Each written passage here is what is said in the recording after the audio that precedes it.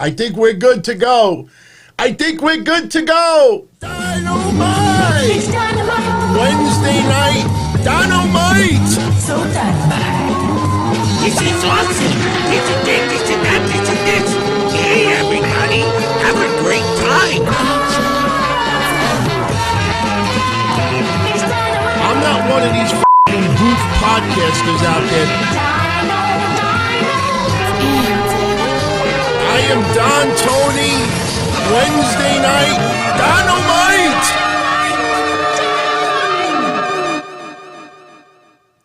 Take two. All right, I'm back. 3 minutes late, it's all good. Wednesday night, Dynamite. I am Don Tony, as always, and I want to welcome you to this edition. It is Wednesday night, August 19, 2020. This is take two. Had to restart it because you might notice a little bit different video quality tonight. I actually connected about 2.5 hours ago my Sony a6100. Out with the webcams, in with the mirrorless camera. Problem is, I haven't figured out all the settings yet. I didn't realize how difficult this is to configure to do podcasts, but I think I got it good enough for tonight. I think we should be good. And I went live 5 minutes ago, and I forgot to configure the audio. So everybody's like, can't hear nothing. So I think we're good for now. But I want to welcome everyone. As always, thank you for the support. And please, as always, send your feedback. Let me know, what you think of the shows, anything you think we should improve, disprove. Somebody says I look orange. That's Jody. Jody's not really a DT fan, but it's all good. Like I said, I got to tweak things. I got lights to the right of me. I got lights to the left of me. I got lights above me, lights behind me. But JF says New Yorkers are creepy. Oh, JF, I know quite a few New Yorkers that are creepy. But you know what? I have learned, and I'm learning in recent days, that, you can address their creepiness. You could expose their creepiness. The problem is a lot of other people they communicate with are also creepy. So what are you going to do? There's too many people out there that are creepy, and misery loves company. So if you want to address misery, call out misery, when you realize that other people with the same misery, like those combos, you realize you got to just let them go, let them die, ignore them. Let's talk about us. Let's talk about NXT. Let's talk about Velveteen Dream. Triple H ripping the blister off of cancer culture. Now look, I don't find it entertaining to I don't think it's cool to make fun of people who are having a meltdown because Velveteen Dream is still part of WWE, part of NXT in the ladder match, and oh my God, if he wins it. But you know what? Anybody that follows me on a weekly basis already knows this, and I'm not going to reiterate everything again. But let me just say for the newer people out there, or maybe those that are here to just, virtually spit in my face for supporting Velveteen Dream, I kept the accusations open with an open mind. But I'm old enough to know that there's a lot of weird people out there in this world. There are people out there that truly believe, and I'm not making this up, that truly believe that if Alexa Bliss sends them a compliment or answers their tweet or likes it, and I'm not just singling out Alexa Bliss, but just people in general, celebrities, that some sick people out there think, oh, she likes me. I have a shot. I might be able to take her out on a date. And I'm not making fun of the person who spent the cameo to ask her out, but there are people out there that legitimately think that somebody famous has an attraction to them, thinks that there's something there when it's not. There's been movies after movies after movies made about stuff like this. And the Velveteen Dream stuff, this reminds me of the Me Too movement. Me Too movement had a lot of legitimate claims of sexual abuse, and it was disgusting what we found out about some people, famous and not. but you also had other people that hijacked it, that just wanted to see other people's demise and would make all these crazy accusations. And then there's those very small group of people out there that in their sick, twisted head think that there was something done wrong to them where it wasn't there, but in their mind that it was. The speaking out movement, you know, I've said this before. I don't know if Joey Ryan did any illegal activity. I know there's one or two claims that are very, very disturbing that could be considered illegal. But in a lot of the cases, this is a guy that I just feel took advantage of women, had fun, you know, at their expense, and it is messed up, no question, you know, but being a jerk, being a womanizer, being a creep doesn't make you a criminal. But in some victims' eyes, they feel that they were criminalized, that they were frauded. You know, I brought up the example before. I remember in my teens going to clubs and bars and people BSing about their income, BSing about who they are, who they knew, who they do this, all with the idea of maybe impressing someone to get laid. And then the next week, I'm not calling that person, what, because social media wasn't around at that time? Oh, that's different. That's years ago. No, it's the same premise. Some people will sweet talk and sometimes give you guilt trips to get that physical or emotional satisfaction. Now with Velveteen Dream, for those that don't know, and I don't need notes with this, but you know, everybody that follows me knows, I've defended Velveteen Dream since day one. I think I'm the only person on the net that's done that with a show or a website or something. And the only reason why I defended him since day one is not because I like him, not because I'm a friend of his, but because I took the time to look at a lot of these accusations and the timing and everything else, and things didn't add up. Yup. And then you had those people who came out that said in the middle of the night, Velveteen Dream showed his pee-pee to them. And they said, you know, maybe he was hacked. You know, let's wait and see what he says. A few hours later, Velveteen Dream says, no, it wasn't me. I didn't send those photos. So it went from, maybe he was hacked. Let's wait and see what his answer is. And Velveteen Dream gives his answer a few hours later. And you know what the response was to his answer? That's not the answer that we wanted. No, no, no, no, no. And then when it started to break apart, when one of them was outed to be in a message board earlier that night, how to ruin an N. I don't remember the exact name, but that's pretty much what the message board was. How to ruin an N. Yeah. When things start breaking apart, that's when you had the teenagers. And I say teenagers because I actually give them, you know, pass on this. And I'll explain why. I gave a little teaser on Monday. When they then needed to say, we went to the courts, yup. We filed the papers, yup. Patrick Clark's in a lot of trouble, yup. They're going to do this, yup, yup, yup. Well, guess what? Yours truly took the time, checked out Saskatchewan and other areas of Canada, see if anything was filed, cyber security, against Patrick Clark, nothing. I checked Washington, where I believe he's from, nothing. I checked Florida, where is pretty much his residence right now, nothing. I wait 2 weeks, maybe it's because of COVID and, you know, things are behind, nothing. Then some people, after a month, hey, whatever happened with that court thing? Nothing. No response. Nothing. Hopefully people just forget, because cancer culture doesn't do their due diligence. They want a certain outcome, and they need that certain outcome, because that's the only way they could feed.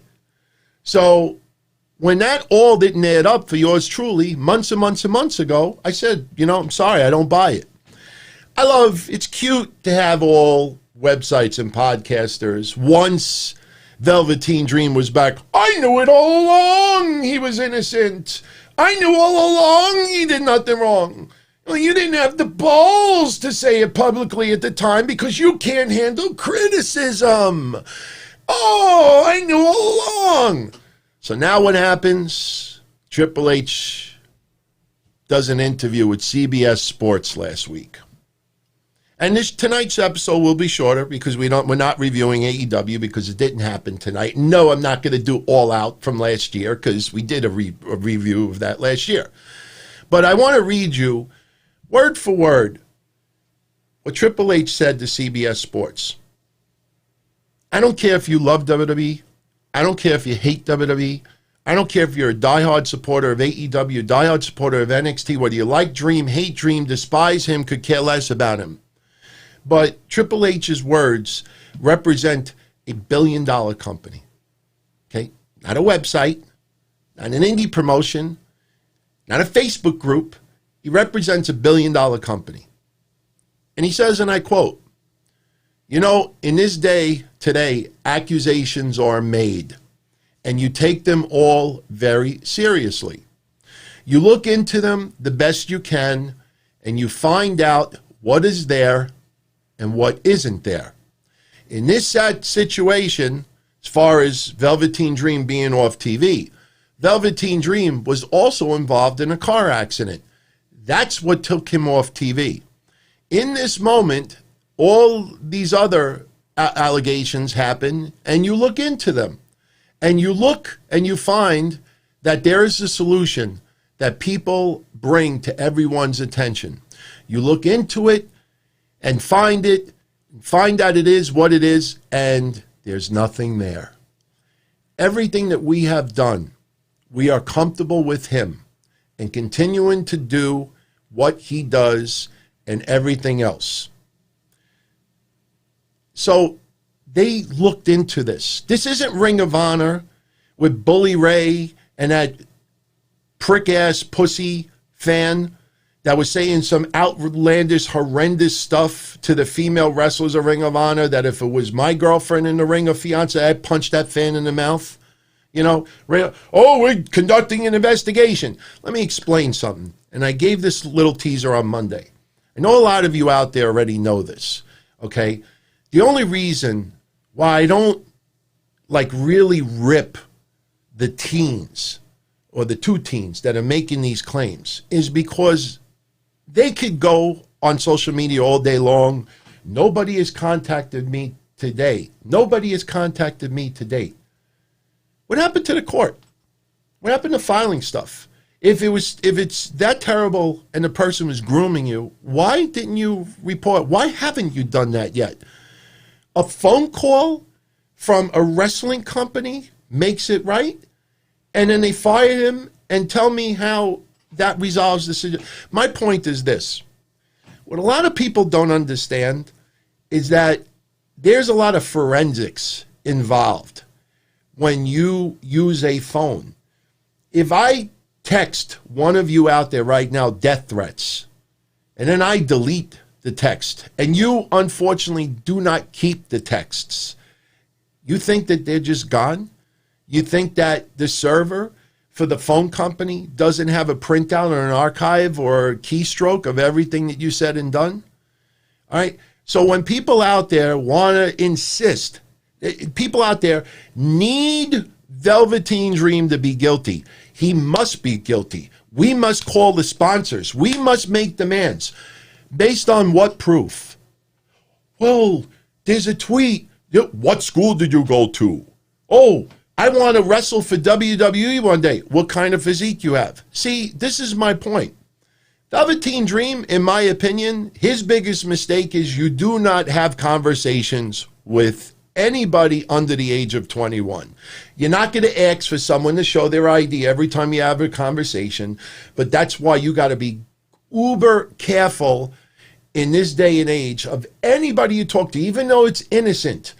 So if WWE looks for a certain type of physique or character or a unique look about the person, Velveteen Dream could be pretty much, he's into nutrition, he's into working out, he's into all this stuff. He starts spewing and saying what, he does for his physique.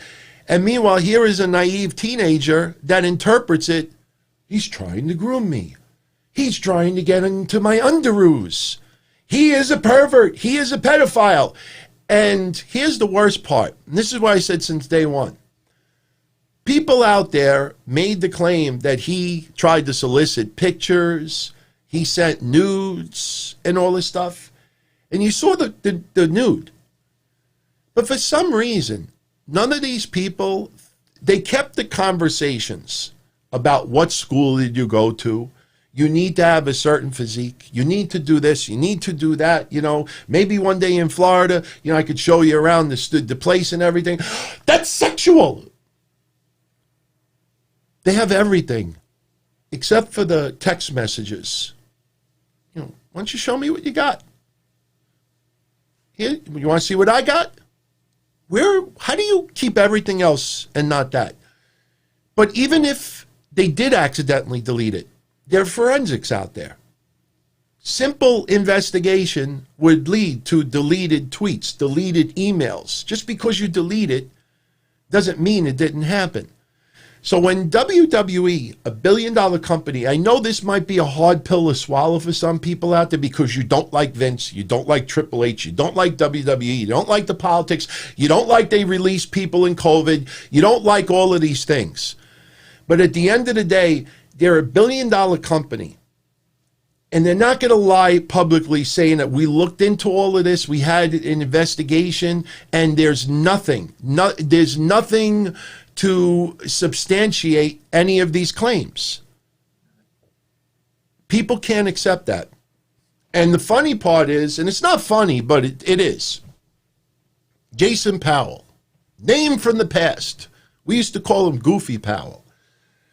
They did a conference call. Triple H did a conference call to hype up NXT because this weekend is TakeOver. And Jason Powell is in on the conference call. He gets to ask a question. And he tried to pull the Mike Johnson on Triple H. And, you know, at first I said, okay, you know, if he doesn't try to clickbait this, you know, hey, I'll let it go. Not a big deal. But what Goofy Powell tried to do is, Goofy Powell tried to ask Triple H, did you ever confront the accuser? Did you ever contact the accuser? And Triple H said, look, everything I told to CBS Sports is all I have to say about that, and I don't want to talk about it anymore. Every whack job out there that claims that a celebrity, you know, groomed him, or a celebrity said this or this, that, if you can't find investigation, forensics, pulling, you know, deleted text, and there's nothing there, and you start to think, look, this guy, you know, put that claim out there. He's a teenager, and now he can't accept that he's wrong, so he's got to keep this story going, so he's got to add to it and tweak it and this and that. Yup. But meanwhile, there's nothing to substantiate what he says. So if you're the accused and you're saying, I never did any of this stuff, I don't know what this kid is thinking, you mean to tell me that an accuser or the employer should always contact the whack job that is making a crazy accusation? I'm not comparing piss shit milk guy from Florida, but when he made these outrageous claims about some people there, they were disgusting claims. We realized quickly he was a whack job and they weren't true. But should WWE have contacted him since he made the accusations? When people make accusations about people, should they always be contacted? So Goofy Powell says to Triple H, did you contact the accuser? And he was going for the Mike Johnson moment. Ha-ha! Mike Johnson, remember the blood and guts stuff with Triple H? Triple H owned him? Because you know what would have happened. If Triple H would have said to Goofy Powell, no, we didn't contact the accuser because we have enough proof, enough investigation that, you know, we don't see anything there. Goofy Powell's gotcha moment would be, well, how could you come to that conclusion when you never even talked to the accuser? You see? And this is a guy that runs a website for 20 years. And this is why, like I say, you know, when you see a lot of people online and their number one job is talking into a microphone or a camera or writing on a website, unless they have some type of journalism degree or they've gone to school for it and they're some type of professional, you know, every single one of you out there in about 30 minutes could do a podcast, could run a website. But when you're going on a podcast looking for the gotcha moment, and then after that, you start spreading around the internet, Triple H refuses to answer the question if they contacted the accuser. And that puts cancer culture in an even bigger meltdown. They won't even talk to the accuser. We insist, contact the sponsors, contact the advertisers, protest, this and that. Billion-dollar company. For some reason, Velveteen Dream is so valuable there that they're going to lie publicly. They're going to lie to their investors, stockholders, the business world, that they are pushing someone in semi-main event for a pay-per-view and possibly give them a title. And, we really didn't look into the accusation. We just like them that much, Rich Swann, we didn't give a shit about all that much. But Velveteen Dream, we looked into it. There's nothing there. There's no there. So, again, cancer culture, I respect people out there who are victims. I respect people out there that are victims that nobody wants to pay attention to because that's terrible also. But I totally have zero respect for people out there that insist that a punishment be made to WWE or Velveteen Dream without any proof. Again, you have all these text messages about what school did you go to? What physique do you have? All this other stuff. But you somehow deleted the tweets of show me the goods or the tweets of, here, you want to see what I look like or any intimate stuff. Remember they were going to release the Blockbuster tweet, the Blockbuster screenshot, and it was an audio clip. Proof! Velveteen Dream's a pedophile. Proof! I should pull it up. What school did you go to? I mean, it blows me away that people out there didn't just start laughing at these people. But cancer culture is sick. It's sick. They need to feed off of someone.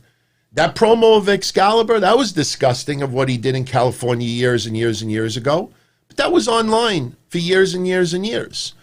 It's just cancer culture now, in 20, oh, no, we got to do something about it. So AEW's like, look, take a month off. Take a month off. And you come back, and that's what it is.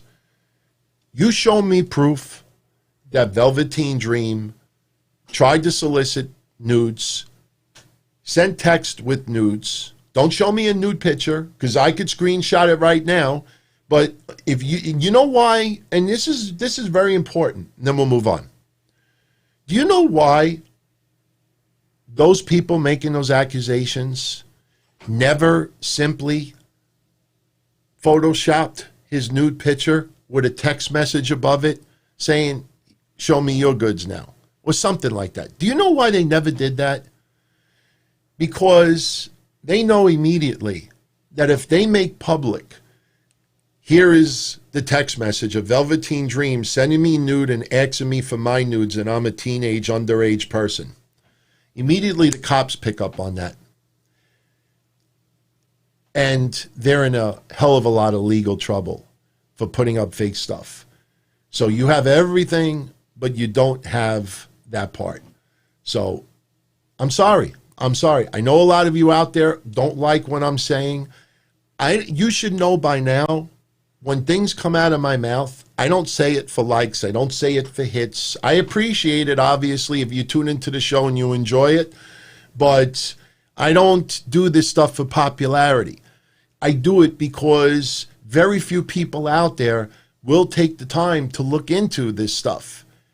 And, for these people out there to insist, it has to be guilty. He has to be guilty. He must be guilty. He has to. No, you don't understand. He has to. Those are the people that I swear to God, I wish I could push a button and they all just disappear. You know how much it sucks that I have to, converse with some people on social media, that do this, but I have to bite my tongue and just turn the blind eye. You're blasting everything, but you got no proof. Wait until some of these people have something thrown their way when they're accused of something. I didn't do it. No. You got to call his job. You got to start complaining to his neighbors. You got that person. I didn't do nothing. I'm telling you, cancer culture is going to start eating their own.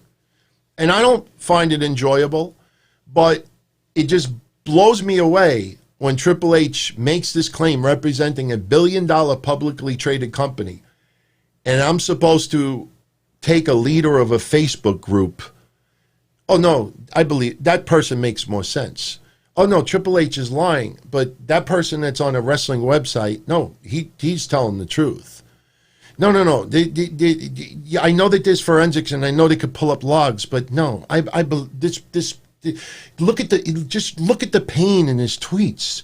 You could feel that pain. There's no way he could be lying. That's what I have to say to that.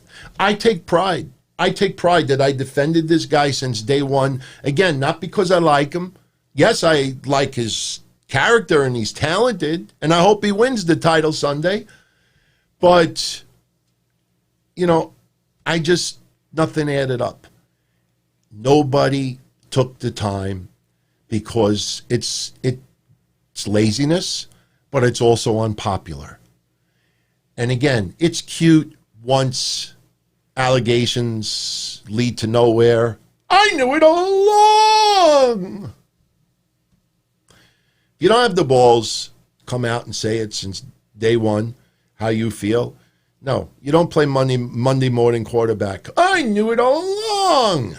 So, anyway. So, I kind of gave away part of NXT tonight. Finn Balor. I think a lot of people thought he was the odds-on favorite to beat Velveteen Dream and advance to the ladder match at TakeOver for the North American title, which is vacant. But nope. Velveteen Dream wins it, advances, and again, cancer culture tonight is having a meltdown. Because I'm trying not to curse anymore and because I'm moving on and doing my own stuff and it's just you and I, and that's pretty much it. I'm trying to take this to another level. I've been offered some opportunities that I'm trying to grab. But I wish I could have it in me to really sit back and enjoy these people having meltdowns. Because maybe the old DT from 10, 15 years ago, I might have just poked at that blister. When you have an open wound and you just poke at it, ow, ow, ow, ow, ow, ow, ow, ow, ow. I probably would do that with them. But honestly, it's a sickness. It's a sickness. It's no longer truth prevails. It's how believable you could be in a tweet. Tell a story. If it sounds emotional, if it gets to your strings and it sounds real, not into that, man. I'm too old for that crap.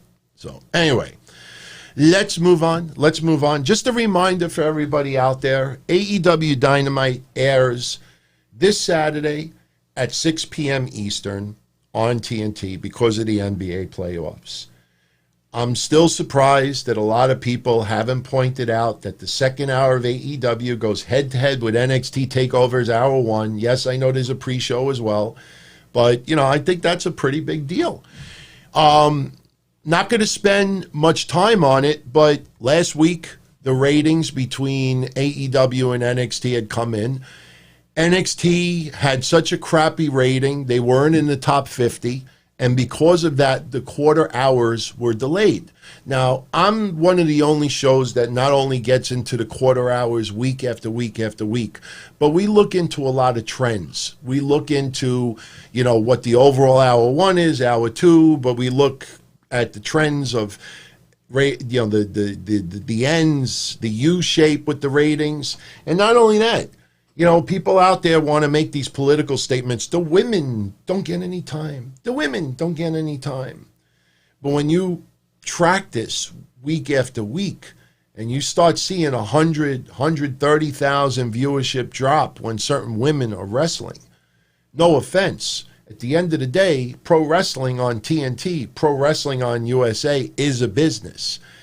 And that's no way of changing that. And when you have certain people that are not popping a rating, after a while, you got to kind of pull back on that a little bit. I'm all for women's wrestling. And I'm not saying women's wrestling as a whole gets, bad ratings. Io Shirai gets a great rating. Sasha Banks, Bayley, a lot of women get phenomenal ratings. Got to put the air on. It's a little hot in the air. But you look at last week's show, I'll just run this down very quickly just so to give you an idea, because we didn't have this last week, but you might remember. I said that I was going to be very interested to see Karrion Kross and Keith Lee's first quarter hour rating last week, because if you followed my show the last 3 weeks the last 4 weeks, the 3 weeks prior to last Wednesday, we noticed that Keith Lee and Karrion Kross's quarter hour segments have been subpar, to say it nicely. It hasn't popped ratings. They've lost viewership in almost all of those weeks, and it's been one of the lower quarter ratings. And they were doing quarter 5, quarter 6, quarter 7 for the most part. So last week, I thought it was an excellent move by WWE to put Karrion Kross and Keith Lee involved in the first quarter of NXT.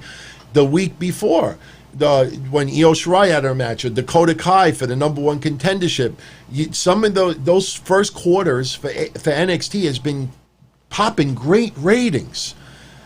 So last week, the first quarter hour, which was Danny Burch and Karrion Kross, and then the storyline, the angle with Keith Lee and the fireball and blinded and everything, that rating scored 720,000 viewers.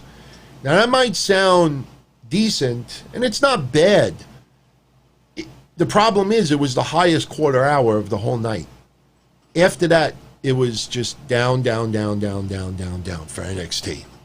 Not only that, when you realize the week before, the women's rating did like 820,000 viewers, somewhere around there. The week before did 900,000 viewers. So even that first quarter hour is disappointing compared to recent weeks with NXT. And no, you don't blame it on NBA, because AEW actually beat some NBA games out there. So last week, AEW, they had 792,000 viewers. NXT only scored 619. Booyaka. Not good at all for NXT. AEW's Hour 1, 785. AEW's Hour 2, 800. Not too often, AEW's second hour is higher than the first hour. The week before, they've been close. But this is interesting because when you look at NXT's ratings last week, AEW's ratings, they just gradually kept going up. And they kept their audience. When Triple H was on the conference call today and somebody brought up demos and AEW and NXT, and Triple H said, I don't look at demos, I look at NXT. And he says how he views viewership is different than a lot of people online. I'm not going to read too much into that, but I will say this. When you look at all of these podcasters and all of these websites, and not even websites or podcasters, regular fans, unless their employment is in advertising, is in media, if all you are is an unemployed newsboy, unemployed deli man, unemployed gas station attendant, unemployed barmaid, nothing against those jobs. But if you have no expertise in the advertising field, no, but the demos, the commercials, that's what the advertising. From you just like reading what other people do, if you don't, that's why I don't take stock advice from people out there that aren't investors in stock. When you just sit back and just watch everything and like, the demos. Oh, by the way, he's debuting in Ring of Honor. That's why I'm wearing his t-shirt tonight. Remember not too long ago, EC3, he was teasing, he had the banner with him standing. Do you think that he just like bought a projector and just like threw that banner up there without Ring of Honor's permission? When he did that for Impact Wrestling, he teased other promotions as well. But the point is that EC3, yes, he's working Impact Wrestling, But yes, he is also going to be working for Ring of Honor. And I like it. I like the idea of EC3 controlling his own narrative, because that's what EC3 is about. And, you know, I don't mind. If Impact Wrestling and Ring of Honor are going to do a little bit of, not cross-promoting, but if they're going to let some wrestlers work multiple groups, that's fine. Look at MLW. MJF was working MLW up until very recent, but everybody that looks at MJF considers him an AEW superstar, almost like he's exclusive to AEW. Now he may be pretty much exclusive, but he worked for MLW for a while. So I have no problem. You might remember early this year I said 2020 is going to be the year of commingling. You're going to see wrestlers working for many promotions, maybe more this year than any other time. And you know what? It's good because of COVID, obviously, because number one, wrestlers obviously need to make up for a lot of revenue that is lost. Sure, people have patrons. Sure, people have YouTube pages. Some people Twitch. They game. They do cameos. They're trying to find ways of getting income. Oh, and by the way, we'll talk about it Friday because it doesn't happen until the weekend. But where are all these people that were flipping out about AEW heels charging $49 for Zoom calls? And WWE charges $125 for a 2-minute combo with a wrestler? $125. Did you see anybody having conniptions today? I didn't. But we'll talk about that Friday. We'll have fun with that. And who knows? Friday, you might see Deli Man on Thunderdome. I actually will be doing that, for real. I'll let everybody know beforehand. I actually emailed someone to see if it was okay if I could don the deli mask. They don't want you to wear AEW shirts. They don't want you to wear rival organizations. Can't be political, can't smoke, can't curse, can't do anything. We'll talk about that Friday. Look, I could tell you that a lot of members of the Donzilla Army are going to be doing the Thunderdome thing. Unfortunately, no, you can't pull up a Don Tony sign or anything like that. But I hope social media, because there's going to be people out there that are jealous that other people are having fun. And I'm tempted to create my own version of it. And instead of Thunderdome, we'll call it Blunderdome. And basically what I want to do is that every reject out there that makes fun of fans simply for just wanting to go on Thunderdome and having a good time and trying to enjoy wrestling in a different way that's not the norm, you have these people out there that start making fun of them. We want to take their likeness, and if they don't have any public photos or any current photos, then we're going to need, obviously, some people to do some social media investigating. We get some profile pics of those people, and we put them in our own virtual arena. Seriously, I got a virtual setup already with a whole bunch of seats. We put their images, and these are all the disgraces out there. They can't just let people have fun. But when somebody kills themselves, oh no, we need to be better. We need to set examples. We need to stop treating everybody like shit. Why can't everybody just have fun? And remember the method. Remember the formula. A lot of people are right back at step one. But I'm just joking. A. Espinoza says, "Is this the wrestling boom?" No, hell no. It's just trying to reinvent a little bit of interest. Look, NXT, does 600,000-700,000 viewers. AEW does 700,000-800,000 viewers. That's pretty close to what Monday Night Wrestling does. Since when is 1.8 million on Monday nights wrestling boom? Basically, what you have right now, Mr. Espinoza, is what I said last year. You have a core audience of wrestling fans, everybody, even the people that I criticize. Everybody's a wrestling fan. And we're pretty much dedicated. Most of the people out there that say, oh, I unsubscribed, I'm not watching anymore, I deleted my subscription. The people that are telling you the truth, just delete their subscription and they move on. when they tell you they deleted their subscription and like, oh, dude, sorry about that. And then they realize, wait, that's it? That's all the attention I got? So what do? They post a screenshot of your membership will be canceled as of September 1st. And they have to post that. Then they don't get that much attention because a lot of people cancel a subscription. So now they got to, well, I don't have my phone in here, but pretend this is a cell phone. They got to do this. And they have to do a selfie of their laptop or their tablet canceling the membership. They have to post and tell you 5 times, 10 times, I canceled my subscription. That's someone who didn't cancel this or canceled it, took the video or the screenshot, got tweet fucked, and then reactivated it a day later. I don't like something and just let it go, But, so anyway, what wrestling is doing right now is you have that group of fans out there that are committed to wrestling, and what everybody's doing is they're trying to get a piece of the pie. They're trying to take it away from WWE. They're trying to take it away even a little bit from AEW.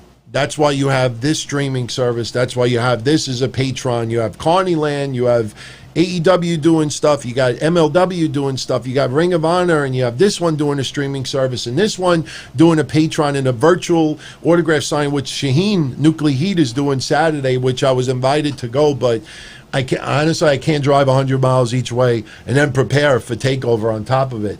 But that in fact, I'm going to get the info together and put it up for everybody Friday. So you might want to get some autographs. It's going to be an auction too, and it's live. It's going to be online. I think it might even go for 24 hours. So you don't have to actually travel to an event. But everybody right now is just trying to get a little piece of the pie any way they can. And, they're trying to do it the legitimate way.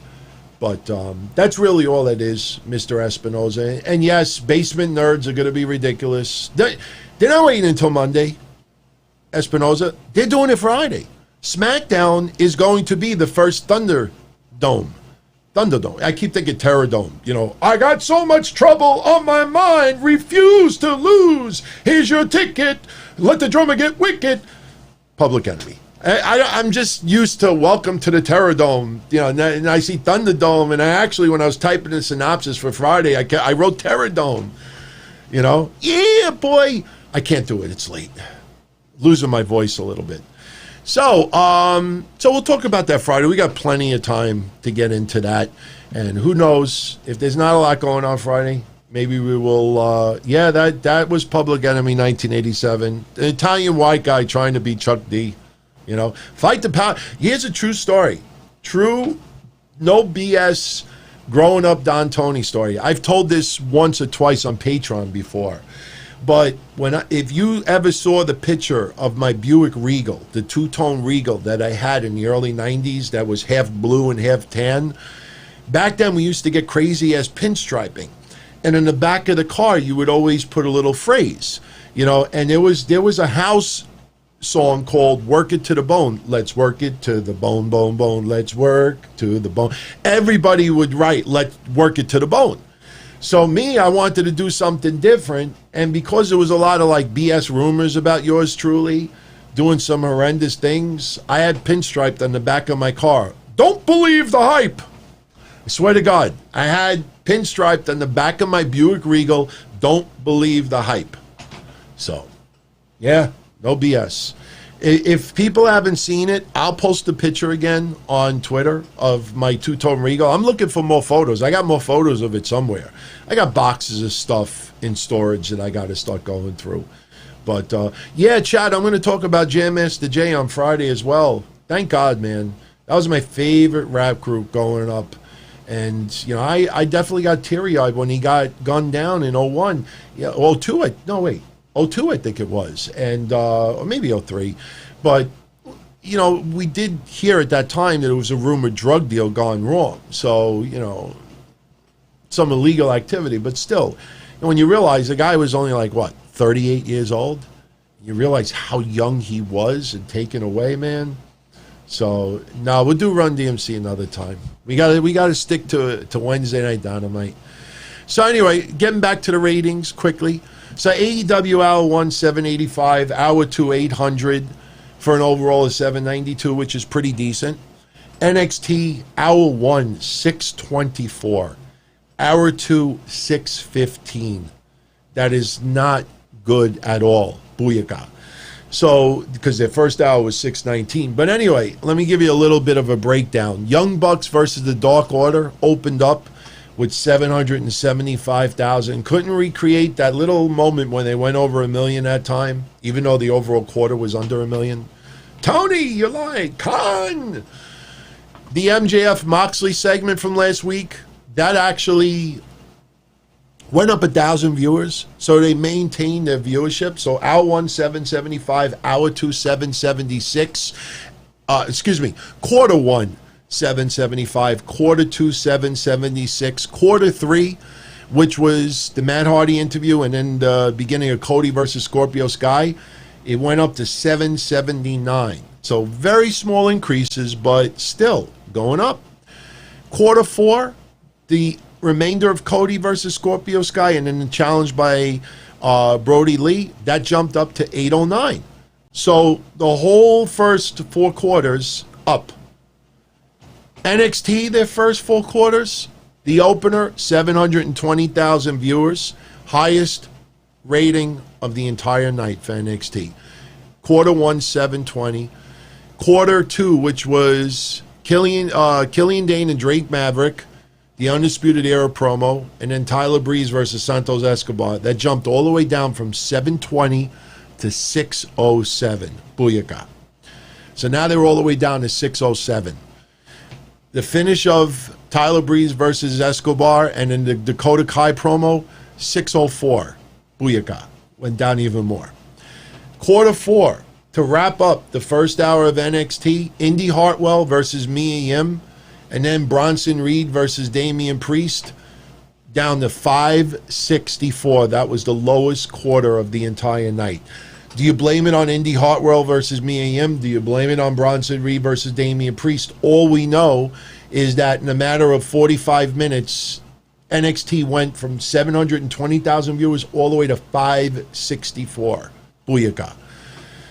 Hour 2 for AEW, Kenny Omega and Hangman Page versus Jurassic Express. It went from 809 to 817. Santana and Ortiz, when they destroyed Best Friends' gear in the shower, 862. Chris Jericho and Mike Chioda segment in the back, and then you had the match with Hikaru Shida and Heather Monroe. Do you remember last week when I said that don't be surprised, quarter 7 towards the ending of both shows, the latter part of both shows, expect 100,000 plus viewer drop? Not because of basketball, because basketball was on for the entire 2 hours, but because it didn't feel strong. These matches are not as strong rating-wise than both NXT and AEW thought. Get a load of this. Quarter 7 for AEW went from 862,000 viewers down to 739. There's your 100,000 plus viewers drop. Now, you may say to yourself, oh, maybe they all went to NXT. NXT went from 637,000 viewers down to 609. And if you want to go a little bit further, like I said, NXT went from low 7s down to the upper 5s. So you could see where the ratings were dropping. So on the AEW side, Jericho and Orange Cassidy did 783,000 viewers, just a slight bump from the quarter before. But still, you look at the fact that the previous quarter was the lowest rating of the night at 739, and Jericho Cassidy only went up to 783. You know, that's still lower than a lot of other quarters during the night. So now we go to the NXT side, the first quarter of hour 2, which was the end of Bronson Reed versus Damian Priest's match, the Io Shirai promo, Aliyah and Mercedes Martinez versus Katie Cananzaro and Kaden Carter. That was only 591,000 viewers. The Johnny Gargano segment for the next quarter only went up to 609. Timothy Thatcher's segment, and then the hype for next week, and then the start of the main event, which was Kushida, Velveteen Dream, and Ridge Holland, it only went up to 637, and then the main event, which took the final quarter hour, went from 637 down to 621. So they actually lost viewers. Yeah, you might blame that on fans just not being happy with Velveteen Dream as a whole, but again, if you're not going to be happy on it, base it on facts. Seriously, take some time, and look, you don't have to actually speak about it, because, there are a lot of people out there that are just looking to destroy you just for not having the same view as them. But I personally think, no disrespect to Kushida, Ridge Holland is still fairly new. He is new, but that was not a solid main event last week. So, in summary, for AEW, if you look at their 2 hours, this is how the ratings went. 775, 776, 779, 809, 817. First 5 quarters, every quarter went up. Then they went 862, which was their peak. And then the last 2 quarters, 739, 783. So they went that, and then that. NXT, unfortunately, 720, 607, 604, 564, 591, 609, 637, 621. So, not very good. Not very good. And the interesting thing was that, you might remember last week I said it felt like AEW did a very good job of balancing the show, keeping people's interest. And the ratings reflected that. They, for the first hour and a half, every quarter increased. NXT, when your highest rating is the beginning of the show, and then everybody is, finding other things to do right after that way too long towel segment. Although I will say this, tonight on NXT, with the Keith Lee Karrion Kross vignette to set up their match Saturday, that was excellent. I mean, it was very well done. Personally, I think that video package would have been better than any in-ring segment that they could have done tonight to hype up the pay-per-view. And can I say this too? I already typed in a synopsis just to show that I can give credit where credit's due. Forever I have thrown shade to Pat McAfee. And one moment is not going to suddenly make me a fan. There's a lot of things about Pat McAfee I don't like. But a lot of you out there 2 weeks ago said, DT, give him a chance. A lot of you actually like him. And I said, all right, I'll go into the pay-per-view with an open mind. And since then, I've had an open mind with this. His promo tonight, that son of a bitch knocked it out of the park. That guy just annihilated Adam Cole. Now, to be fair, the only reason why he annihilated Adam Cole was because all Adam Cole's needed to do is just say, on Saturday, I'm going to make you my bitch. So just one sentence out of there. But that guy, Pat McAfee, man, he cut a promo tonight that, just no stuttering, no cheesy one-liners, even though there was one little part that I was like, oh, that kind of sounds a little bit way, scripted.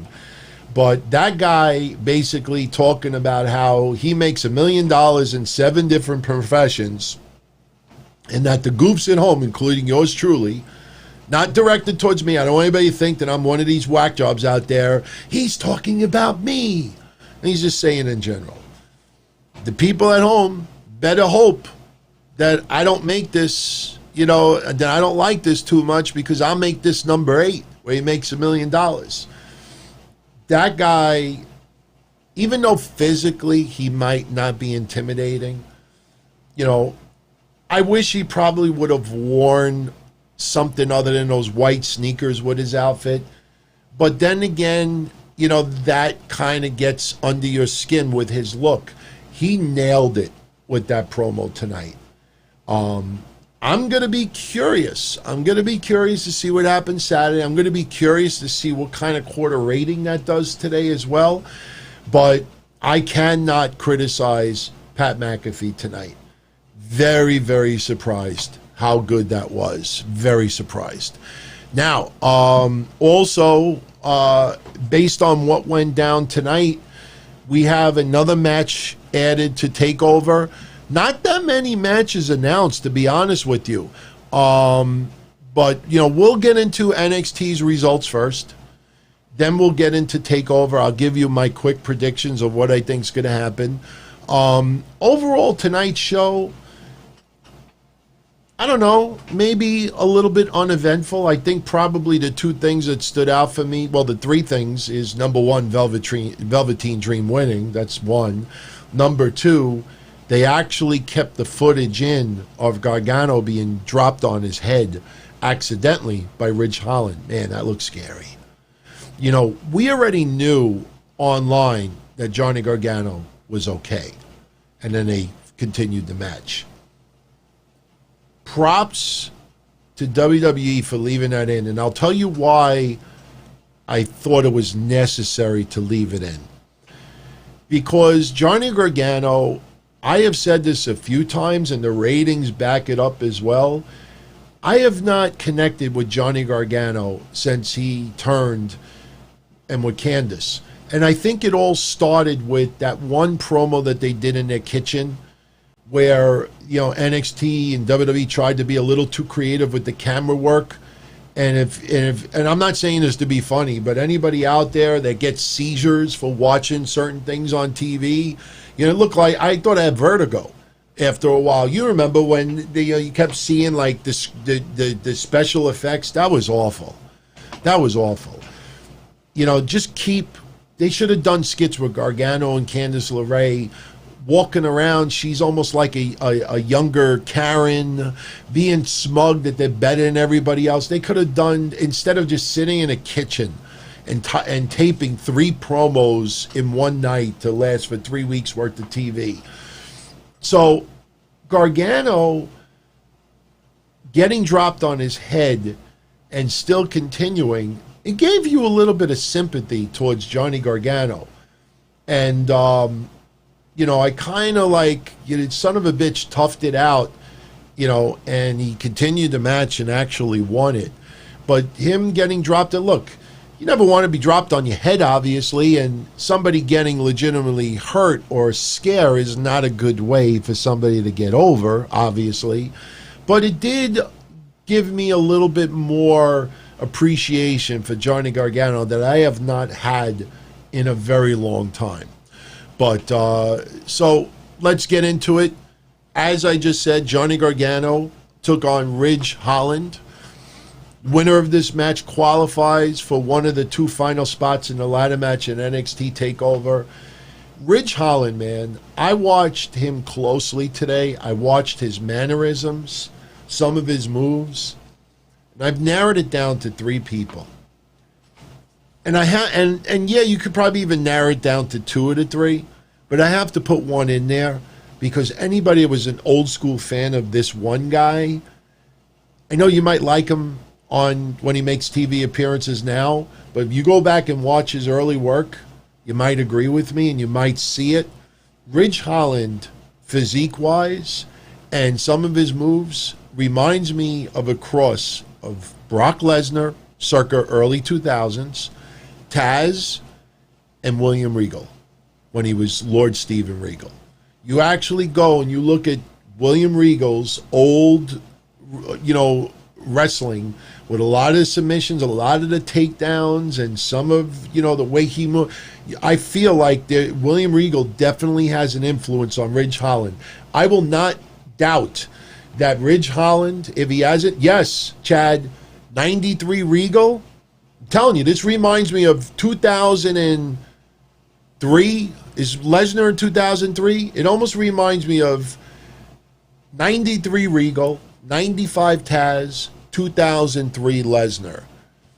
Seriously, if you even look at early Brock Lesnar used to be a little bit animated when he used to do some of his moves, but I'm telling you, Ridge Holland, you take Taz, early Brock Lesnar, 95 Taz and 93 Steven Regal, put them together. That's kind of what Ridge Holland is. I'm liking the guy, man. He lost the match tonight against Gargano. Look, there was obviously, distraction by Candice LeRae. She hooked Ridge Holland's leg from the apron. Then Holland got hit with a low blow and Gargano with the DDT, and he gets the win. Gargano winning, no problem with. That spot was scary. Somebody wrote a remark earlier when I was looking at, what some people's reactions were to the match. And somebody wrote, and I kind of agree with it, if that was Nia Jax dropping someone on their head like that, you probably would have had pro wrestling social media in an uproar. The only reason why I kind of disagree with that is because Nia Jax built up a reputation. This, was rare. Ridge Holland didn't just start wrestling a week ago. He's got a pretty decent young resume, and he's not known for dropping people on their heads. It still looked very, very scary on TV. A lot of love for Steven Regal right now, William Regal. So not just because of NXT, but that's cool, man. That's cool. And I'm very proud that a lot of you out there remember some old school William Regal. So Johnny Gargano advances. Next, you have Dakota Kai beating Jessi Kamiya. Not a lot coming out of that match. Basically, the match was designed for Dakota Kai to show her dominance because she is facing Io Shirai. So you got to show that she can be dominant, that she might be a threat to Io Shirai. But the big deal was, after the match was over, Io Shirai, gets into a little confrontation with Dakota Kai. And this brings back the returning Raquel Gonzalez. She nails Io Shirai, and they left her laying. And now people are that little suspension of disbelief that maybe Raquel Gonzalez gets involved, and maybe that allows Dakota Kai to get the victory on Saturday. I will say this, when I get into my predictions later, I personally feel that Raquel Gonzalez tonight, Dakota Kai's dominance, they did a good job putting that little bit of doubt in someone's mind that maybe Dakota can actually win it. But in reality, man, I think Io Shirai retains. I don't even think there's a question. There's no doubt. This is to just try to last minute maybe change somebody's mind a little bit. Notice how, you put it this way, you're not going to get a title change and get the foreplay of you never saw it coming, you never see it coming.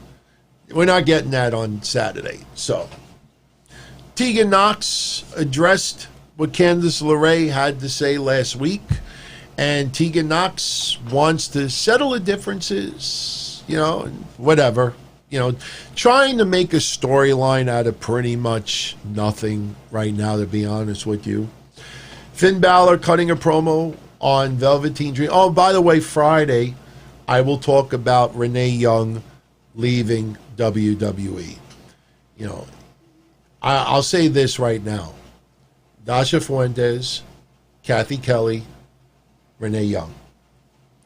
3 very talented women that it is a big loss for WWE, without a doubt. Especially when you realize that you don't have many women in that position that really gel. I mean, look, I've had my little beef with Kayla Braxton back then when she lost a wallet, the whole 7-Eleven deal. But I have really warmed up to Kayla Braxton. I'm Charlie Caruso's my favorite. But Renee Young just had a totally different personality to her, and we'll talk about it Friday. As far as her going to AEW, Espinoza, look, nothing is out of the question. I understand today that was the big topic of conversation. Oh, AEW, oh, this, oh, that. You know, look, I'm not going to speculate what Renee Young is going to do next. For all we know, maybe she wants to have babies. Maybe she wants to get out of wrestling. I could see her on Fox Sports. I could see her being a host of a non-wrestling show. I take pride, man. Seriously, this, again, I understand social media, people use it just to have combos, sometimes just to crack jokes all day long. I understand it. I'm not ripping it. But if you do a Twitter search of my account, you type in Renee Young, I'm proud that every tweet that I've ever written about her was always supportive. I really never had anything bad to say about Renee Young. You know, the commentating, we'll talk about that Friday. But look, AEW, not out of the question. Being able to work with your husband, that's not out of the question. That's not being a traitor either. But, you know, it's wrong for us to speculate. And you know what? If you do like Renee Young and you do have a little bit of respect for her and a little bit of appreciation, don't pick her employment, you know, without her picking it first. You know, you want to speculate? Sure. But, you know, when people are out there, she's definitely going to AEW. She's definitely getting out of wrestling and going into mainstream. She's definitely... Who said? For who? She told you? You bought a cameo? You know? Anybody writing that? Yo, I've been told. I've been told. I've been told. You know, nobody told you shit. Seriously. Anyway, Joaquin Wilde, Raul Mendoza, Santos Escobar, El Gato del Fantasma, Legado. I always think of El Gato from Miami Vice, one of my favorite characters, not from the main group of police officers. I am El Gato! I used to have that as a ringtone. Anybody ever watch Miami Vice? Or if you ever want to watch it one day, watch the episode of El Gato. I am El Gato! And you... Fucking love that character, man. Seriously. Watch what El Gato does in that episode. There's a ton of people I'd love to do that. Seriously, El Gato. I am El Gato! So... we have Breezango, Isaiah Swerve Scott. They team up to lose to Santos Escobar, Joaquin Wilde, and Raul Mendoza. It was a decent match. You know, the ending got really confusing. You know, apparently Tyler Breeze was the legal man, and Isaiah Swerve Scott, like, just dove into the corner and somehow, you know, as Kofi Kingston would say, touched Tyler Breeze meat to meat, and apparently that was a legal tag. So, you know, Tyler Breeze is the legal man. He's getting a little momentum. He's getting knocked on his ass. Then Isaiah Swerve Scott is getting all this crazy momentum. And then they're like, wait a minute, is he the legal man? He's not the legal man. Tyler Breeze is the legal man. So they beat the crap out of Tyler Breeze. Fandango, like I said last week, you know, in storyline purposes, last week his arm was in a sling. He's injured. In storyline, why is he wrestling in a match the next week? There was no explanation for that. You know, if they would have done the beatdown and Fandango says, you know, Regal, put me in a match, make it no sanction, I don't care, I got to get my hands on it, that's a little different. To just announce him in the match when his arm is still in a sling? No. Santos Escobar, the next Eddie. Let me ask you something. I'm not saying this to be racist or anything like that. Or accuse, I should rephrase that. Not me, but accusing others of being racist. Let me ask you this. When people confuse Private Party with the Street Profits, and people use that, oh, because they're both black. When people compare Santos Escobar to Eddie Guerrero, Is that the same thing to people out there? Why? Because he's Latino? Because he's got that look about him? I personally think the only reason why people sometimes mix up Street Profits and Private Party is because their characters are similar. Their physiques are similar. It's not just skin color, But, who's on my shirt? EC3. This is EC3. I can't stand too tall because I get By the way, I get boxer shorts on. I'm not gonna lie. I have boxer shorts on. It's hot in here. I got 5 lights going on right now. I'm not kidding. Look, I even got these little schmucks on the floor, so people could actually look at the posters in the background. I got 5 lights going. It's hot in here. So, I'm not going to be fully clothed, but I'm not going to be naked either. But does the video quality look better? Is the video quality look better this week? Because like I said, for those that are tuning in late, I removed the webcam and I connected the mirrorless camera, my Sony Alpha 6100. That's no joke, man. But I only went through half of the instructions. So I just got it working and I just plugged it in. I'm like, hell, we'll just wing it tonight, man. But Anthony Diaz says the video looks fantastic. Hopefully when I get done tweaking everything, it'll look even better. But yeah, last week, I don't know what happened Monday, man. I look back at Monday's video. I looked like I was in a morgue. Everything was just dead black. I'm like, you know what? It was probably the best way to stop using the webcam, the Logitech. But, I'm kind of liking the way this is set up. And I didn't even tell anybody yet. I apologize. One of the things that I'm changing on here is, number one, if you look at the preview and the synopsis for tonight's show on YouTube, now I will shout out individually everyone who I call the super chatters. Everybody who super chats on a particular night, I shout them out specifically after the show is over. But because I have my program, the chat, my notes, my recording stuff, my monitors in the background, there's 5 different screens and I got to keep switching back and forth. Sometimes I see some of your chat comments late. And that's one thing I never want to do for anybody out there. I can't really start turning down lights. If I turn down lights, how's this? Is this a little better? Somebody said turn down the lights a little bit. Let's see. I don't even think that did anything. Did that do anything? Maybe if I kind of turn this way, that might have done something. Let me see. I'm checking. No, it's not in slow mode. But you know what sucked before when I first connected it? No difference. It's this light. It's the opposite. I can't be tweaking stuff now.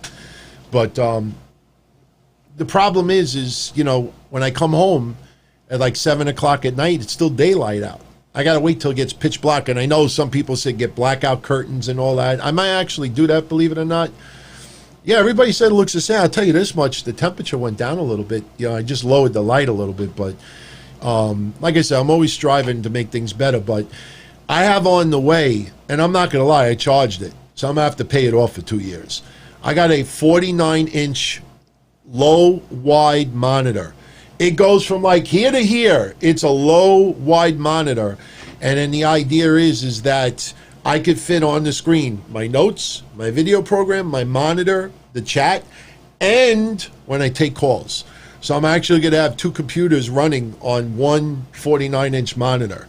I will take pictures once I get it. Once we do that, man, that's when we got to take this crap to the next level. Seriously. So getting back to the match, I have nothing against Isaiah Swerve Scott. But when he got the hot tag today, if you actually watch it,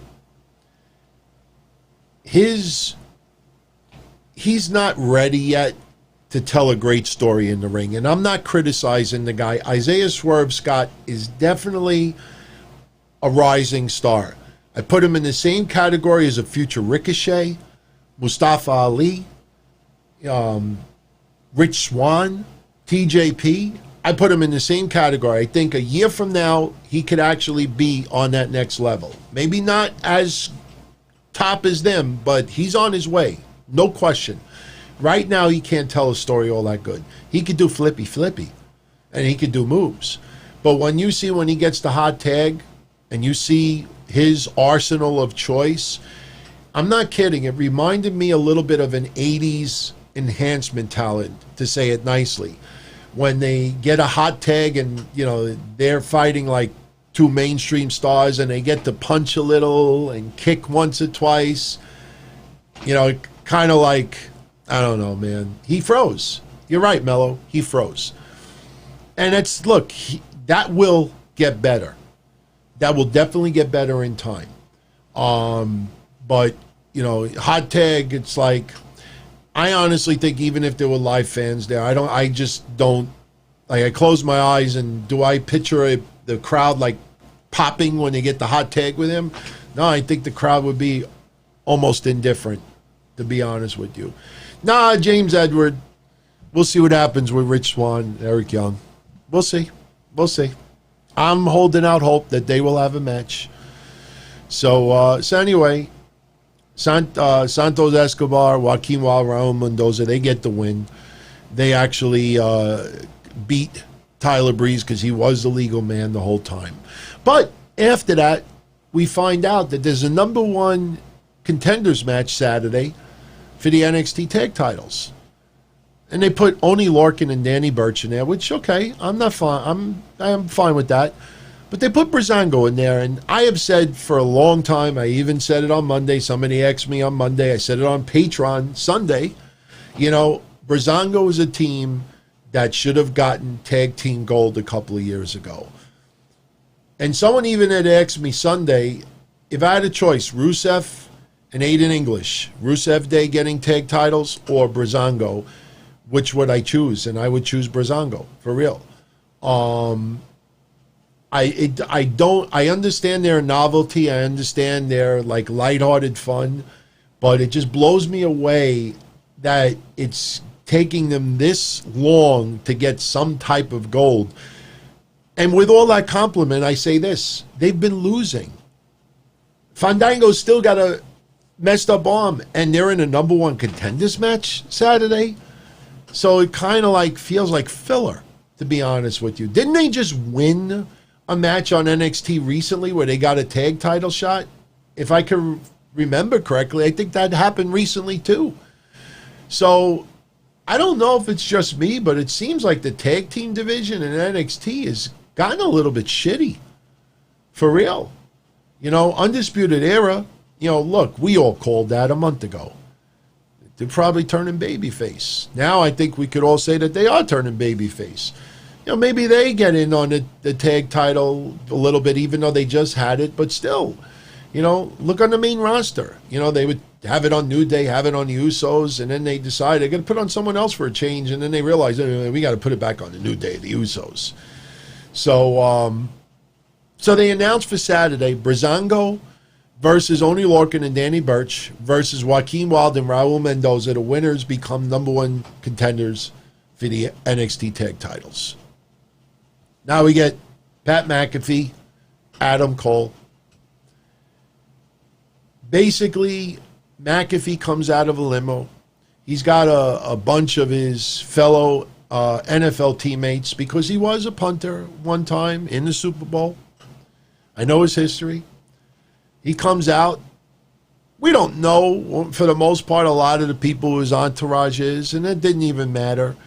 But basically, Undisputed Era are in the ring, and Pat McAfee enters the ring. At one point, it looked like Adam Cole was going to get in the face of Pat McAfee, and Adam Cole was stopped by a few people. Adam Cole knocked them all out of the ring.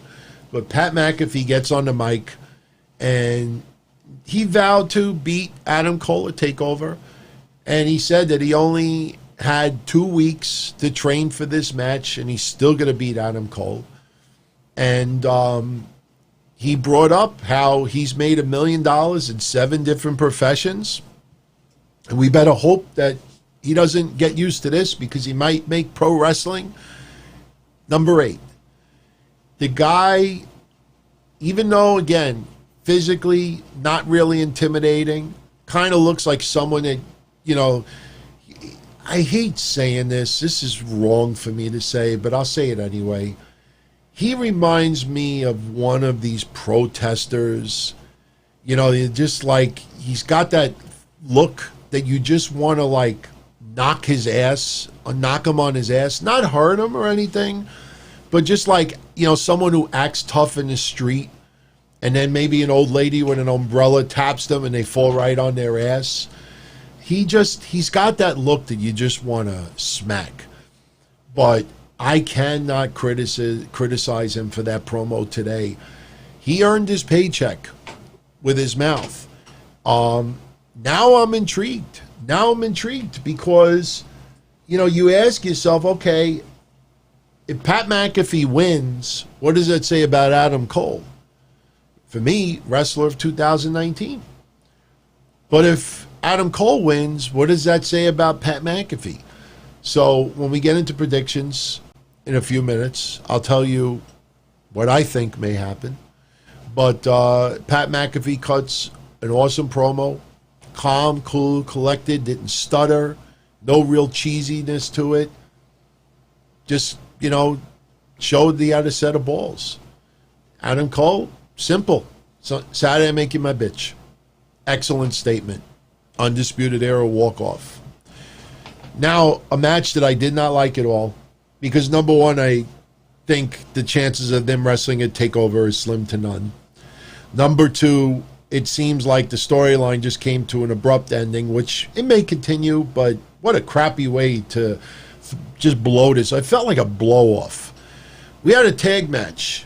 We had Mercedes Martinez teaming up with Aliyah against Shotzi Blackheart and Rhea Ripley. And it was a fun match. Shotzi Blackheart, by the way, I know we talked about her car being stolen. I thought this was a really cool story if you didn't see this already. Because her gear was in her car that was stolen, and they were worried that her gear in her car would never be recovered, you know, or her gear would be stolen.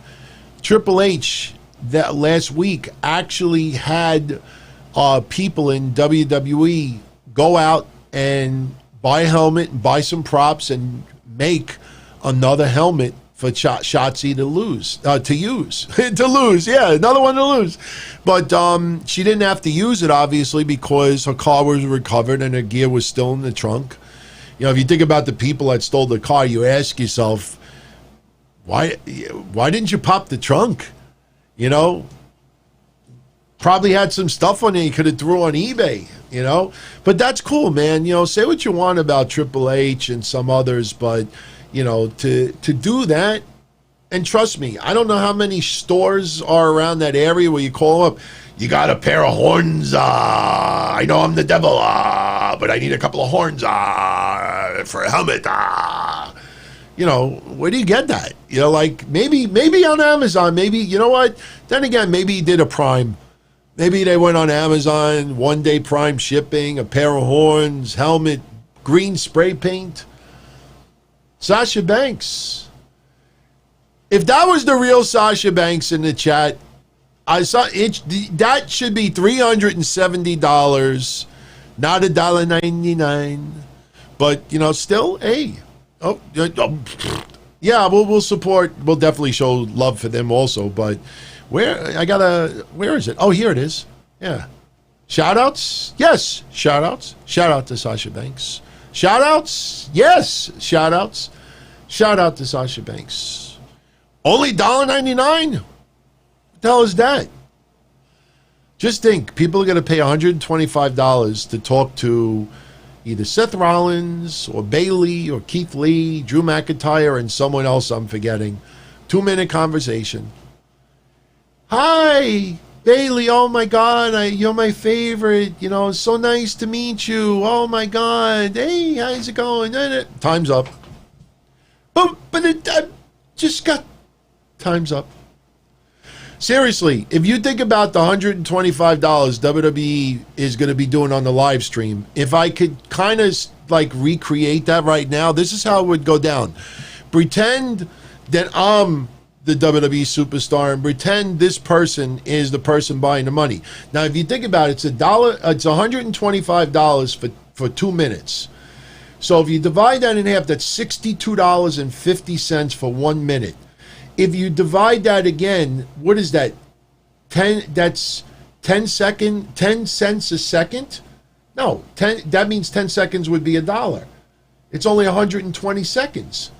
So it's like $1 a second. Yeah, $1 a second. That's it. That's it. Because it's 120 seconds. It's $125. It's $1 a second. This is how it would go down. Hey, how's it going? Time's up. Seriously, if you look at the screen, I'm not kidding. Pretend you know, I don't have $125 for the 2-minute conversation. I got $1.99. All right. Hey, what's your name? What's going on? Bye. That's what it is. For real. You're paying $1 a second. Hey, if somebody wants to spend the money, like I said, whether it's AEW heels or a cameo or doing a live one-on-one stream, you know, good. God bless. I mean, good for you. Seriously. So anyway, so we talked about Shotzi and the helmet and Triple H. Now let's talk about the god-awful match. The match was fine. The match was very competitive. The problem is that we had, towards the end of the match, Rhea Ripley, she gets involved with Mercedes Martinez a little bit, and Aliyah's brawling a little bit with Shotzi Blackheart. Then they do something where Mercedes Martinez is on the edge of the middle of the ring on the apron, and Rhea Ripley picks her up. And again, it's one of those, this is one thing I don't like about the COVID era. Concrete shot moves to concrete. Every time there's a move to a concrete, you don't actually see the bump. You get a different camera shot because it's pre-recorded. There's no way Mercedes, and I don't blame WWE. I wouldn't want Mercedes Martinez powerbombed on concrete either. But you know, you see Rhea Ripley pick up Mercedes Martinez. Next thing you know, she like dumps her over the railing, which was probably mattresses, hopefully with no stains on it, mattresses on the ground. You know, Mercedes falls into a bed of clouds. Pause. Camera 3, come in here. And then you got her splat on the floor like Muhammad Hassan against Undertaker. I mean, she was just like dead. I mean, that's how they did it. So what happens? Shotzi does the swanton onto Aliyah, 1, 2, 3. And Robert Stone is freaking out. Mercedes Martinez splat. So I don't know. This doesn't seem like this is leading to a match on Saturday. This felt like a blow-off. And I will tell you, a lot of people out there were looking forward to seeing Rhea Ripley versus Mercedes Martinez at TakeOver. And I'm not going to lie. You know, it's definitely a match that I was looking forward to see. But it's confusing as to why you would take Rhea Ripley off TakeOver. Like, why you would not have a match for her. So hold out hope. Because of Rhea Ripley not getting much of, you know, exposure lately and really not getting that momentum again, you think maybe a competitive match with Mercedes Martinez at TakeOver is the right way to slingshot well, not really Mercedes Martinez, but to slingshot Rhea Ripley back with some momentum. Problem is that the way they did it on TV today, it felt like this was like a blow off. Like, okay, you know, we're going to go in a different direction now. Let's just powerbomb her and let her look like she's a vegetable after all of this. And she's, seriously, the way she was laying, you could have taken a piece of chalk and just drew an outline of her, and that was it. I didn't like that at all. I hope they still have a match Saturday. And yeah, suspension of disbelief, you'd be like, wow, she recovered awfully quickly for Saturday. But then again, hey, if she does have a match Saturday, they could sell that she's still suffering from the powerbomb. Then maybe when Rhea Ripley wins, then they could say, well, Mercedes Martinez wasn't 100%. I don't know. A lot of people are still talking about the, the WWE with that $125 virtual thing. I'm not kidding when I say this. Seriously, if it's $1 a second and you buy it, this is basically it. Hey, what's going on? Bye. That's exactly what it is. So, so now we get the main event: Finn Balor versus Velveteen Dream. I'm not gonna lie, watching the match, but I'm also watching social media, getting unhinged, having a meltdown, especially towards the end when you see Timothy Thatcher get involved and you see that things are not going Finn Balor's way. Sure, you had all the participants in the ladder match get involved. I tell you, man, I'm a little bit surprised at, some of your views on Cameron Grimes. I'm shocked, man. I'm not going to lie. I know a lot of you said to me, DT, give Pat McAfee a chance, go with an open mind. But I tell you, Cameron Grimes apparently has a lot of fans out there. And look, I thought it was cool to see him looking at the title. Like, you could see the genuine reaction, like, this would be like a real reward for all my hard work. I just never connected to the guy. But he showed up, Damian Priest showed up, Johnny Gargano showed up, and this is to, hype up the ladder match going into Saturday. But everybody is hitting their move. Bronson Reed gets to hit 2, actually, after the match was over. But basically the match ended. Timothy Thatcher got involved. Finn Balor got knocked out. The referee was knocked out for a few moments. I think he was knocked out by Bronson. No, I think he was knocked out by Cameron Grimes, accidentally. But Velveteen Dream climbs the top rope, hits his finisher, gets the 1, 2, 3, and as quickly as you could start having a meltdown that Velveteen Dream is advancing to the ladder match, they have all the wrestlers hitting their finishers. Johnny Gargano had a comedy segment at one point. He enters the ring. He's got, I think, Bronson Reed in front of him, and behind him he leans up against Damian Priest, and he could feel his chest in him, so he realized that if his chest is almost near his neck, when he put his hand behind him, he put it right on the face of Damian Priest. He knew who it was. But, look, it was a fun match, Finn Balor against Dream. I give WWE credit for staying on the program and not being pressured, because I know this is a couple of years ago. I don't want to intertwine the two, but I think WWE learned their lesson with the Mae Young Classic. I really do. I think, and I still say to this day, I think they should never have budged when people started getting outraged about Moolah. They weren't outraged when they were on TV week after week, month after month when they were on Raw. They were not outraged when they would come back and make an appearance once in a while. They were not outraged when there was segments on the WWE network afterwards. They were not outraged when she passed and there were tribute videos and all this stuff. You had a couple of women that felt that they were taken advantage of by Moolah. And yes, I saw the Vice documentary as well. But I think WWE learned their lesson with how they caved in. Yes, I remember Snickers gave them pressure as well. But I think, and I'm convinced with this, of very few things that I'm convinced of as far as behind the scenes stuff with the McMahon family. But one thing that you will never change my mind on is that every member of the McMahon family beloves Mae Young more than you will ever imagine. Almost like their grandmother, just like a grandmother figure. They absolutely adored her, and they had to cave in. And I honestly think that there's been quite a few apologies, in prayer to Fabulous Moolah by the McMahon family for having to cave in the way they did. I think they learned their lesson with that, seriously. Yeah, no doubt. Benjamin, Moolah was a scumbag. But she was a scumbag in the 50s, the 60s, the 70s, the early to mid 80s. And where was everybody up until the fabulous Moolah Classic, the Mae Young Classic?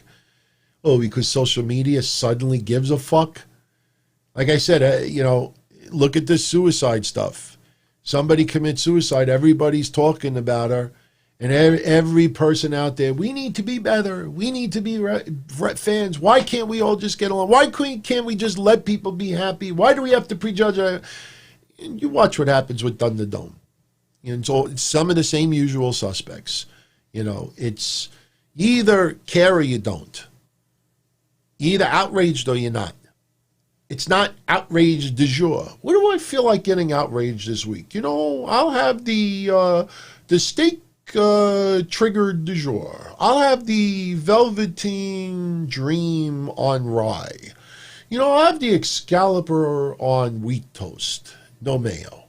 You're either outraged or you're not. That's how I look at it. Selective outrage. Too much selective outrage. Benjamin saying no social media back then. Bless your heart. I think of MySpace. I think of message boards. I think of chats. I think of websites. I think of blogs. Don't give me no Twitter or Facebook at the time. There was a lot of ways to rip things. So, do I expect people to do letter writing campaigns against Moolah during the Attitude Era? No. Look, you always get some people that are just outraged about everything. But, you have to look at the overall picture. You're never going to get 100% approval. God doesn't even get 100% approval. Nobody will ever get 100% approval. There'll always be a group that will not be happy with it. You got to stick to your guns. So I commend WWE for sticking to their guns with Velveteen Dream. And again, they're not hiding anything. They're not sweeping anything under the rug. If you're going to tell people on social media that they're sweeping it under the rug, please tell me what exactly they're sweeping under the rug. Oh, he was grooming someone. In what way? No, but he was. Well, tell me what was swept under the rug. That he's a pedophile. Well, tell me what it was. What school do you go to? Seriously, when people start doing that stuff, you start asking questions, you know what'll end up happening? Before you even corner that person, they'll block you. They'll block you. That's how it works. So, NXT TakeOver Sunday. Well, I didn't think we were going to go this long tonight, but I think it's 11:47. I think we could finish at midnight. I'm doing another show in 48 hours. And right now, we're only going to talk Friday about SmackDown, Thunderdome, SummerSlam, little preview for AEW Dynamite for Saturday, and, any last-minute stuff that breaks. So, Sam, as far as the truth will come out someday, if some adult male does criminal activity or absolutely horrendous activity to a minor, and that minor is on social media and is crying and triggered that WWE seems to be ignoring it, what are you going to wait until you're 35 and then you post a screenshot? Go to the fucking cops, post it online, post a tweet. Since WWE won't hear me, here you go, everybody. So just because you could tweet doesn't make it true. Just because somebody tells you a story doesn't make it accurate.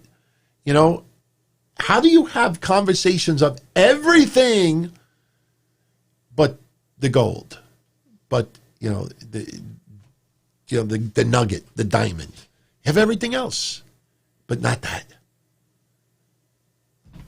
Telling you, man, don't be one of those that insist that it has to be true. It must be true. It has to be true. Why does it have to be true? Why do people out there want Velveteen Dream to be guilty of this? What happened to, look, maybe this was true, maybe it's not, but unfortunately, this guy's got no proof behind it. WWE investigated it. If you learn anything about forensics with text messages and emails, you'll understand that forensics could be pulled. Even if they're deleted, you could still recover them with the right channels to solicit them from the provider, the telephone provider. If you go to a cop, they could probably file an affidavit or a warrant for it. So, what are you going to say? Well, it's not that important. That's why it didn't go there. So don't be one of those that it has to be true. No. Don't be one of those, man. Seriously. If something comes out and there's something to substantiate it, I will be the first person to virtually spit on the guy. But again, I read up and I've learned a little bit about forensics with emails and text messages. Teenagers don't know that. Teenagers don't understand. They think that if they just delete something, it goes away. That if they go, check out something they're not supposed to, I deleted it, so I can't get caught. That's not how it works. Especially in this day and age with cybersecurity threats with Russia, China, and others. Trust me, these teenagers don't understand. That's why I don't rip them repeatedly. But a lot of you out there, you need to do a little bit of investigating yourself before you start judging people and calling them pedophiles and criminals. Pedophile's a criminal. It's a sexual predator. You're just going to run that loosely because I believe him. I believe him. Don't do that. Seriously. NXT TakeOver on Saturday. Keith Lee versus Karrion Kross for the NXT Championship. They had Keith Lee have the 2 belts. And for some reason, being a double champion, I think someone else should have the belt. A couple of days later, here, Mr. Regal, you take it. And somebody else should have it. Should give somebody an opportunity. Then you're going to take the second title off of Keith Lee. In my opinion, Keith Lee retains. Maybe Karrion Kross gets disqualified. Maybe Keith Lee gets disqualified. Maybe he throws a fireball and he snaps against Karrion Kross, causing the disqualification. Would not surprise me if Keith Lee gets disqualified. But in the end, Keith Lee will walk out of TakeOver. Still your NXT Heavyweight Champion. Io Shirai versus Dakota Kai. It rhymes. In case you didn't know it, I'm a poet. Shirai versus Kai for the NXT Women's Championship. Nice try, WWE, to give that little thought that, hey, Dakota Kai is a worthy contender. Raquel Gonzalez might be a factor. Io Shirai is going to retain. Bronson Reed versus Damian Priest versus Cameron Grimes versus Johnny Gargano versus Velveteen Dream. Ladder match for the vacant NXT North American Championship. If you remember 2 weeks ago, I said even before Velveteen Dream was revealed to be the person in the 3-way, I said, wouldn't it be cool if Velveteen Dream comes back? And it happened. And I also added that, remember, Dexter Lumis was supposed to be in that match.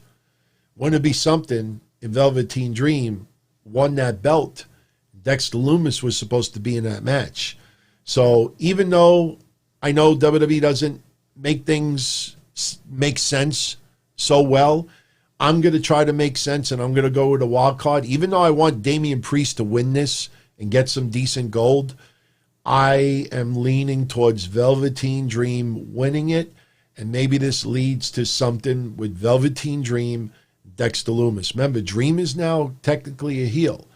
Dexter Lumis, I don't know what you call him, but that might be some interesting dynamic there. So I am going to say Velveteen Dream gets the championship, and I will probably do whatever I can to stay off of social media. Now, a lot of you have been asking me, is there going to be an NXT TakeOver pay-per-view recap? I will be honest with you. If the weather is nice Saturday, I am going away Saturday to spend some time with family. So if I do a takeover recap, I will probably pre-record it Sunday afternoon and post it online for everyone. In fact, that's pretty much almost a guarantee that I'll do that. So if you're not a subscriber of the channel, again, we already broke 15,000. So I'm not saying it is a play. Let's break 15,000.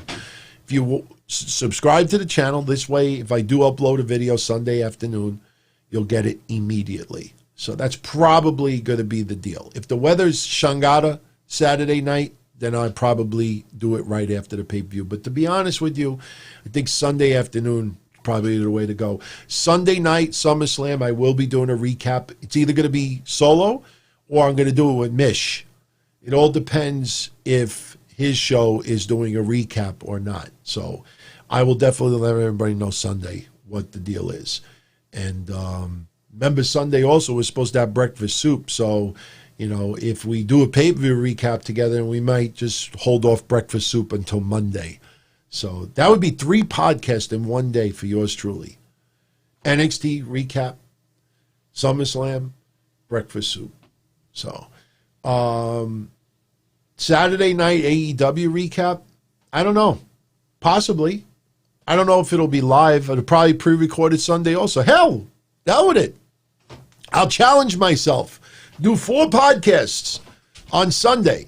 Seriously. So subscribe. I probably will.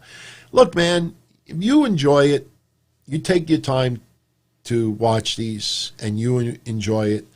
Like I said, you know, I'll do everything in my power to put out as much content as I can. So we'll see. But one thing is for certain, you're definitely getting 1 or 2 shows on Sunday. That's a guaranteed. We'll see if it's pre-recorded or live. We'll see what happens. But yeah, I'm working. I'm hustling. H-U-S-T-L-E, a hustler. So we have Joaquin Wilde and Raul Mendoza versus Oni Lorcan and Danny Burch versus Breezango. NXT Tag Titles #1 contenders match. I even though they're probably the least, you know what? I want to choose Breezango simply because they should have had these belts already. But you know what? I swear they could have just won a contenders match or tag title shot not less than a month ago. So I'm going to go with Oni Lorcan and Danny Burch. Oni Lorcan, they have somewhat misused in recent months. Sure, COVID is a factor. But you know what? Throw a little shout out to Lion. Yeah, he got it. H-U-S-T-L-E, hustler. I'm going to go with Oni Lorcan and Danny Burch. Breezango is my sympathetic, my emotional pick, but I think you reward Oni Lorcan. You reward Danny Burch for, his work as well, even though he lost recently carrying across. So, yeah, and I don't want to see, the entire faction of Mendoza and Wild and Escobar all holding gold. Stop with these they're holding all the gold. Yes, they wouldn't have the heavyweight title, but still, spread it around a little bit. Get some names elevated. So, that leaves Adam Cole versus Pat McAfee. This is so freaking hard to figure out because one side of me says, how do you do that to Adam Cole? The other side of me says, there's going to be interference. Somebody's going to cause somebody to win. Undisputed Era, it feels like they're turning babyface. So does Pat McAfee's football players get involved and in the Undisputed Era chase them away? That's what kind of feels like to me. I think somebody shows up and maybe causes causes Adam Cole to win. So even though I praised him today, I don't want to see Pat McAfee win, but something tells me someone is going to cause Adam Cole the victory. Adam Cole getting screwed by someone further helps build him as a babyface, and I'm going to go with Pat McAfee winning. Definitely shenanigans, James. Definitely shenanigans. So, yeah, I'm going with Pat McAfee, believe it or not. I never thought I would actually ever say that. So, let's see. Let's see what the predictions end up. So, you know what? Since I have them in front of me, this is the preview for Dynamite for Saturday, and it does sound like a very solid show. Again, I'm surprised people aren't bringing up the fact that AEW programming Saturday actually conflicts with NXT TakeOver. Which one are you going to watch? Seriously, everybody out there, are you going to watch Hour 2 of Dynamite or are you going to watch a TakeOver? They do, clash each other. So, but anyway, Cody versus Brody Lee for the TNT title. You have FTR versus Private Party. Kenny Omega and the Young Bucks versus Alex Reynolds, John Silver, and 5. Brandy Rhodes and Allie versus Ivelisse and Diamante in the finals for the AEW Deadly Draw Women's Tag Team Tournament Cup. I already expressed on Monday my frustration with Brandy and Allie in the finals. You know, this whole tournament has been a disappointment. Ivelisse and Diamante winning in the end, maybe you kind of try to recover a little bit from it. But man, that tag team tournament has been very disappointing, be honest with you. Darby Allin will be in action, and we also have Pentagon Jr., Ray Phoenix, the Butcher and the Blade versus Jungle Boy, Dustin Rhodes, Luchasaurus, and Who Dat, and an 8-man tag. So, not a bad card, man. Not a bad card. I'll be honest with you. I'm kind of thankful that AEW was preempted today because we got to spend an awfully long time talking about NXT tonight. We mentioned a little bit of EC3 going to Ring of Honor. Ring of Honor is resuming their tapings again, and they're going to be focusing mostly on the pure title tournament. Remember, they already announced 10 of the 16 entrants. I don't know where EC3 fits in all this as of yet, but it's interesting seeing EC3 in Ring of Honor and EC3 in Impact Wrestling. I like it. I like it. So, also, I want to share this with everybody before we go. MLW made an announcement, and you all may have never heard of this company, but I have, and they got some pretty damn good merchandise. There's a clothing line called Nerds. Company is based out of Jersey, and they do a little wrestling merchandise. And they made an agreement, they signed an agreement with MLW that they're going to be putting out an MLW clothing line. And, for anybody out there that's never seen any of the Nerds clothing line for wrestling, here is some of the pictures. And these are, look, the jackets were expensive. They were like, I think, $130. But as you will see, not only did they do New Japan, they also did AEW, and they did WWE. That's Breezango right there. That is Okada. John Moxley, that's a jacket. Naito, jacket. We have Will Ospreay right there. The Young Bucks, status Sami Zayn shirt.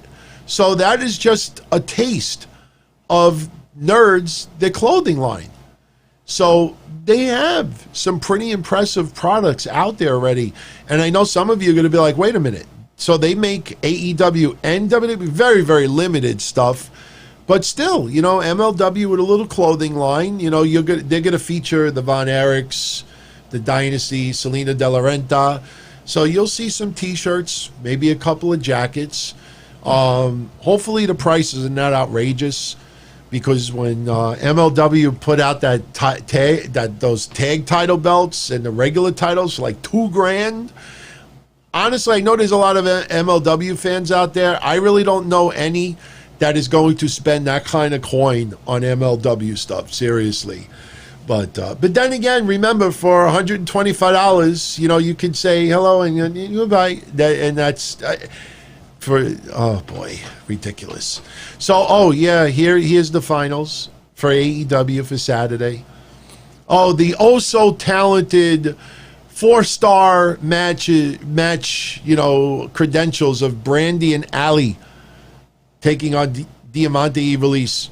Why do I get the feeling that this is going to lead to a storyline with Ali and Brandy?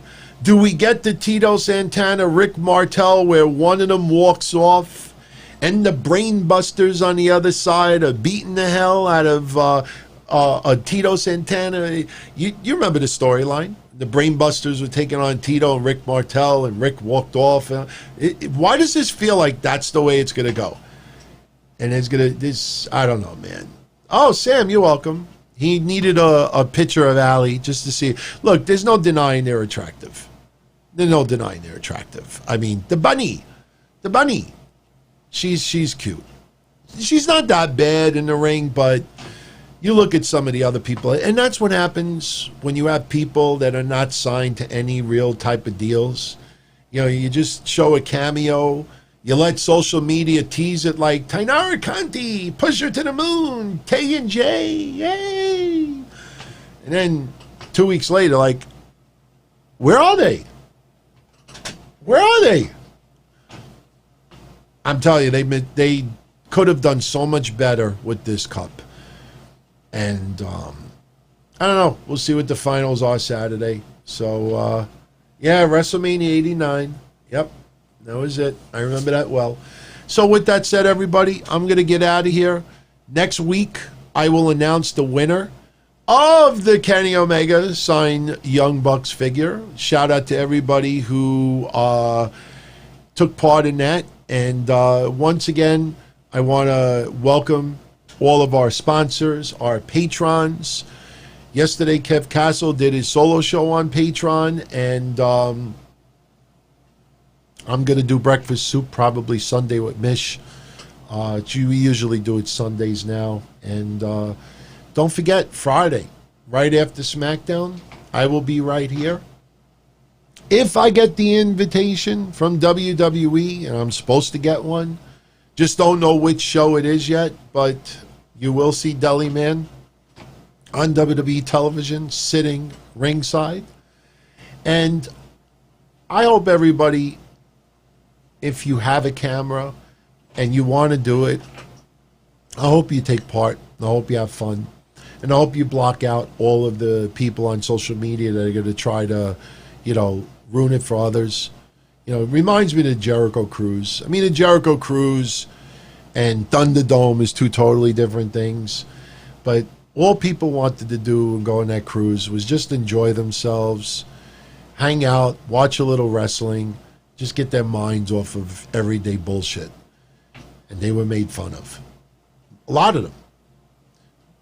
Then those people put it in their face when they all came back and had an awesome time, the Jericho Cruise. So I hope everybody out there, even though it's just a little bit of interaction, it's very creative. I'm very curious to see how it goes down. I hope it goes down without a hitch. Hopefully we don't get anybody going into business for themselves and revealing an AEW shirt or mooning the camera.